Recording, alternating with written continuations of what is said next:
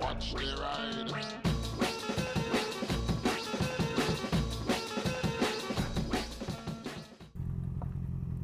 Hey everybody, hope you're all doing alright out there. So, I need to talk about this. This is something that, even if you don't think it does, it affects every single biker in the UK. If you ride a bike, this will affect you. Motorcycles in the UK have got a pretty bad PR rap, and that is in public relations. It seems like a lot of people don't like us. And this is a sort of subject which has been forming in my head from a couple of different directions for a while, and with some recent events and some things that I've seen, it's kind of formed into this ball of a video, and I want to sort of get these thoughts out of my head into one video, because I think it's a real shame. And well, let's just get into it, shall we? So, why do I think motorcycles have poor public relations in the UK? Well, because of what you see said about us all the time, and also the reactions of things that you see. Now, as I recently mentioned, I had a short where I was filtering in it, and I had so much hate, so much hate from misinformed drivers who don't know that filtering is legal. And because of that, you see comments like, well, if you try and do that to me, I'll smash you off your bike and things like that. And you know, yeah, that's an empty threat on the internet. Well, not all threats on the internet are entirely empty. And it only takes one to be a bit crazy enough to actually do it. And I've seen more and more aggressive road rage towards bikes on videos and things, and I've experienced people being pretty aggressive towards bikes. So, you know, there is that side of it. Now, the next thing I want to talk about is currently very fresh, very new, a very sensitive subject, and not all the information is out, but that's kind of the point I want to bring up here. Although I obviously understand the fact that people jumping to conclusions and wanting to blame the bike because bike is nothing new. But again, let's continue. So you may have seen this Wakefield crash where 6 people were killed, where a motorcycle went into the front of a car. Now, during the time that this was being investigated, I was very interested to know what happened, because it's such an unusual crash. Bikes don't normally hurt people other than the rider. They do, however, very often get hurt by cars, and the people in the cars very often aren't hurt in those scenarios. People will say that the reason most motorcycles crash is because they all go too fast. I'm sorry to tell you, that's not actually true. Most motorcycles crash because cars pull out on us because they didn't look. 3/4 of all crashes are caused by people not looking, and the number of crashes caused by speeding is actually very, very low. However, I'm not here to defend speeding. I'm just saying that, you know, a lot of people would like to say that bikers are their own worst enemy. You know, you're riding a bike, you're trying to get yourself hurt anyway, when the reality of it actually is that most bikers aren't bad people. They're normally quite sensible riders, and as with all things, 1 or 2 bad eggs will always ruin the cake, as it were. Because, you know, hundreds of bikes just drive past you normally, or are on the road with you normally. No one's going to notice that. One bike filters past you, one bike, you know, whizzes past you a bit faster than the motorway. They notice that. They don't like that. So when, as I say, this Wakefield crash happened and 6 people died, and obviously the most tragic thing of all of this is that there is an 11-year-old girl left with no parents and no siblings. She's orphaned. It's absolutely horrendous, and I'm really glad to see that, you know, a GoFundMe was set up and money's been raised for her to help her. She's going to have a very difficult time for the next few years, and I hope she comes out of this as a stronger person for it, because you've got to try and find some sort of a plus in such a horrible scenario. Also, the rider of the bike died and his pillion died. Now, wherever the media reported this, they of course concentrated on the young girl that had died and barely mention that the motorcyclist died, but do say that in there. It's like, you know, it's a whole 5-minute piece about the whole family and blah, blah, blah, and then they'll just say the rider and pillion of the motorcycle also died. And then that's it for the entire thing. Now, I can understand why there may have been a conclusion drawn very early by people who are being presumptuous and do these sorts of things, is to jump to early conclusions, is to think that the bike must have been at fault because bikes speed. And if you looked at the comments, it was horrible, because these comments weren't aimed at that biker, they were aimed at all bikers. All motorcycles should be banned. All of them. All motorcyclists are nasty people, etc, etc. I've literally just the most hateful stuff aimed at bikers, hoping harm to us, etc, etc. Threats as well. And like, one of the things I saw in the comments was them saying, yeah, the way that they're always speeding and weaving in and out of traffic, they try, and then people chime in, if they try and pass me, I'll block them or knock them off their bike. Like, oh, right, okay. Now, before any more information about that crash came out, people asked me what my opinion on it was, and I said, well, I don't know, there's not enough information yet. For all we know, there could have been another car involved in this. And there was. A guy's been arrested on suspicion of causing death by dangerous driving, ×6. Now, if he was racing with the bike, I think that would have been a ×4, not ×6, because he wouldn't be held responsible for the rider or his pillion. So the ×6 thing makes me think he did something that may have caused the bike to get offline somehow. I have theories, I'm not going to get into it. I'll wait for the information. He may also be innocent, that's another thing. You have to remember, it's only a suspicion, he hasn't been convicted yet. Now that information's come out when you go to the comments, instead of everyone blaming the bike, although some people still are, saying, well, he probably was somehow involved in it, it's a bike after all, sort of thing. There's a lot more people just sort of giving their condolences to everyone. And the thing that got me through all of this is that the passenger on that motorcycle, whether the bike was at fault or not, they were still an innocent party. They were a passenger to it. They can't control the rider. So as I say, I see it online, but then to see the media really portray it as well, to really push the negative on the biker immediately before even knowing anything. And of course, I know you'll say, people jump to conclusions, media getting a hold of the wrong end of the stick, blaming bikers, it's all old school stuff that's always been here. And I agree it has, but I don't feel like it's been quite as strong as it is now. Now the reason for that is because every emotion has been heightened in recent times, apart from happiness, which seems to be just missing and devoid from most people's lives. I find my fun, and I like to talk about complicated subjects, and it doesn't mean I'm moaning or I'm sad or they're real issues. I'm not going to talk about, oh, how fluffy is that cloud and how nice is that tree, when there's so much stuff going on that I feel like needs to be spoken about. And I've not seen a single person from the motorcycle community talking about this. So, do motorcycles have a good or a bad relationship with the public? Well, it would seem, and we have to remember that online and the real world are two different things, although they also match in the middle as their car drives into you. Locally, for instance, we have a bike meet here. When everything's going relatively okay, when people aren't being too stupid, people love it, and they go out and they say, oh, I love watching the bikes go past, or maybe you'll get someone on a local Facebook group complaining about the noise of the bikes, and everyone else is jumping on top of them going, it's great, it's brought life to the island, and it's great to see people out having fun, just let people have their fun, it's one evening a week sort of thing. Which is, it's just nice to see there's some good balanced argument going on here. Discussion, argument's not the right word there. People can have the opinion they don't like bikes, that's fine, as long as it's not based in, just falsehoods. So after many years of reading comments and reading stuff online, I think I know what the two things are that annoy most people who dislike bikes. One, all motorcycles speed, they're always so reckless.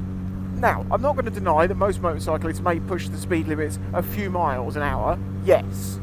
However, there is a bit of a misconception about acceleration and noise versus speed. We pull away 0 to 40 at the lights at a much, much faster rate than any car's going to really do it, without trying. And people conceive that to be speeding, and it's like, no, I'm just getting up to 40 quickly, and there is nothing wrong with that. Of course, there will be people who will speed recklessly, and 100 out of 100 of those will be noticed by people who don't like bikes, or people who are driving around and if they got a bit close to their car. But the 10,000 bikes that just drove past normally just didn't exist in their knowledge, because it wasn't a big enough stimuli to draw them away from whatever it is that people do when they're driving. Not always paying attention, using their phone, stuff like that. And now some drivers are like, oh, I don't use my phone. Exactly, that's my point. I'm using a stereotype to prove a point. Saying that, oh, well, all drivers use their phones. No, they don't. Many drivers are very good. Many drivers ride bikes too.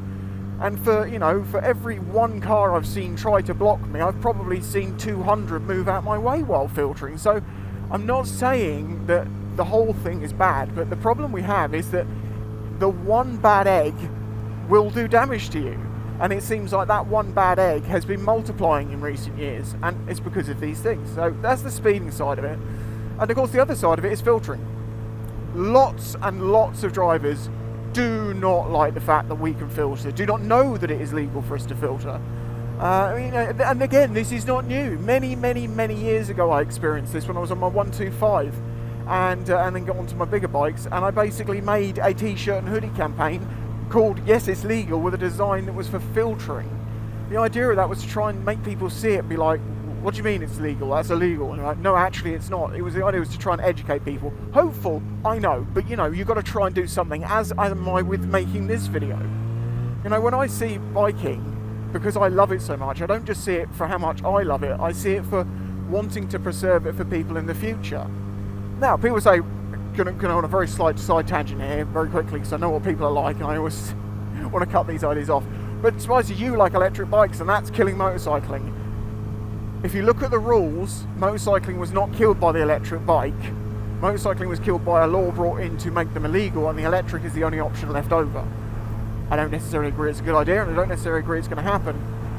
But I do independently enjoy riding electric bikes, regardless of all of the supposed arguments to go with them or against them or anything like that. So I pointed some problems out, so I better have some solutions, right? Yeah, well, I wish I did. How can you convince the people that won't listen to sense or be sensible to not do, say, 170 mile an hour on a motorway, or do a 60, 70 mile an hour wheelie down a 30 mile an hour residential road? The latter being something that happens around the bike meet, and it's those sorts of things that turn people against the local bike meet. The PR with that is very quick. If you have a bad week where lots of people are being noisy and you have lots and lots of people wheeling and being a nuisance, then you get a lot of bad PR, and people want to shut it down. But on the times that it's good, or the time that you do ride-bys or something like that, you see a lot more support for bikes. And also people see the love that exists within the biking community between people who don't actually know each other. Look at the funeral rides that you see.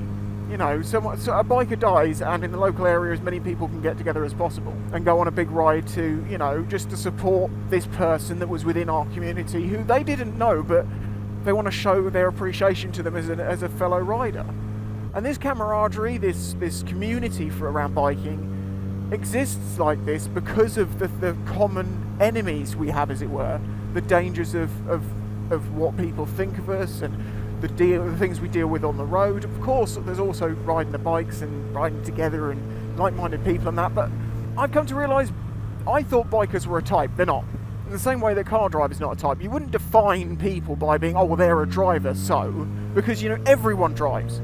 But people think there is a persona that goes with bikes, a certain type, that, they're all the same. And bikers are really very different people who are in it for very different reasons.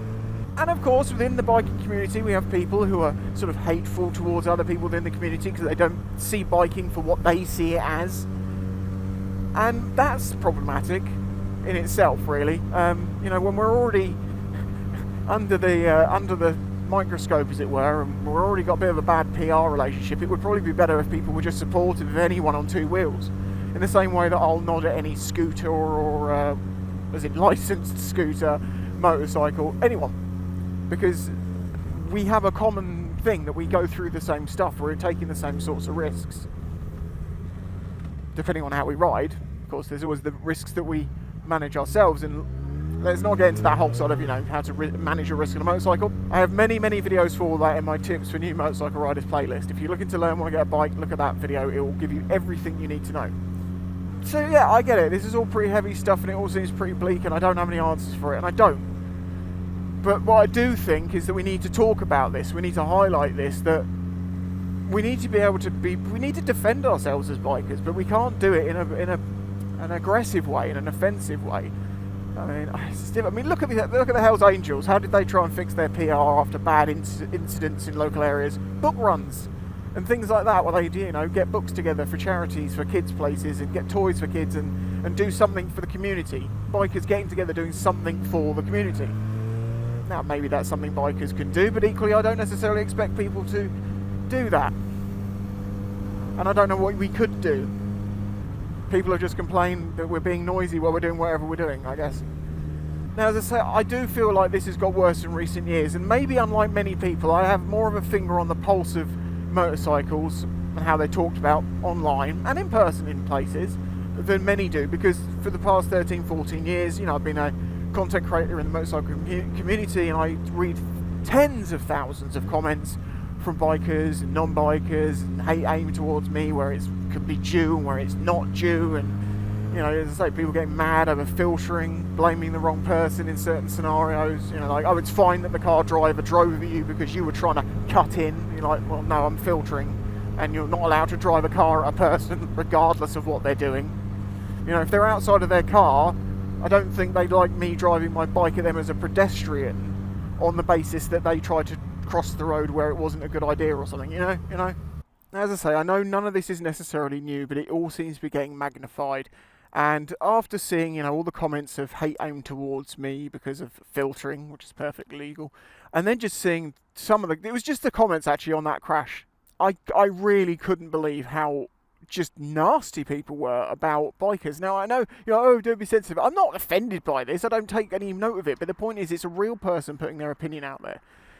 That real person also probably drives. They probably also interact with bikers, maybe you on the road, and you're going to have to deal with that person who may aim a load of hate that they've learnt online or seen in person and aim it at you who's completely innocent. I've certainly experienced that in my life on a bike, and I've also experienced the side of where people don't look and bikers end up getting hurt, and the police didn't do anything about it. I was very badly hurt in a crash a few years ago. Two operations, took me about 2 years over 4 to get recovered, and still got permanent damage and stuff. And that guy who said he didn't see me and just pulled straight out in front of me, he just got a driver awareness course. I'm still dealing with the damage. So that just adds to it, as I say. It seems like the police don't really want to protect us very often, or deal with things to do with bikes. Now I know the bike crime, or should I say I haven't got time for it. They haven't prioritised it in a position where it would be looked at necessarily. They're normally going to leave it to insurance companies, especially like, you know, if bikes being stolen, they're going to just let the insurance company deal with it because they're not going to catch that person. They have to deal with, like, you know, murderers and stuff, and that's what they say. Now that comes down to government and funding and stuff, and let's not get into that. I think what I want to do with this video is just mark a point and be like, look, this is the way things seem to be changing. Maybe there's something we can do to try and improve this, and that normally is education. But you have to make people want to listen. Difficult. Very difficult. Let me know what you think in the comments. I would really be interested to know. As I say, I know this is long and not necessarily the most upbeat video ever, but it is a real issue that will affect every single one of you that rides, because you will be dealing with these people in their cars day to day. Let me know what you think. Massive thanks to my supporters, and I'll catch you in the next one. Bye-bye.